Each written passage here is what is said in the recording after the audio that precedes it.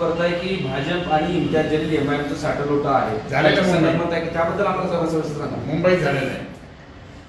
इम्तियाज झालेलं नाही आणि म्हणून मुद्दा पण त्या ठिकाणी आमचं काही झालं नाही म्हणून दाखवण्यासाठी इथे फक्त इम्तियाज जलीलच्या बाबतीत आणि एमआयएमच्या बाबतीतच प्रधान आपले गृहमंत्र्यापासून सगळे बोलले.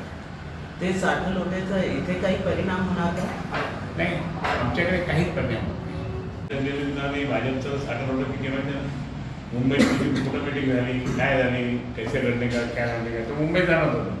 त्यांनी तुम्ही हे नको हे करू नको कोण बोललं त्यांना विचारा त्यांचं. म्हणजे त्या ठिकाणी हे साठवलं आहे म्हणून तर आज मुस्लिम बांधव सगळे चिडलेले आहेत. ते सगळे त्यांच्या आरोपाकडे शिवसेनेकडे. त्यांच्या आरोपाकडे कसं बघतात? नाही त्यांचा आरोप मी सांगतो ना तुम्हाला की तिथे मुंबईत काय झालं आणि इथे तुम्ही त्या ठिकाणी काय बोलता.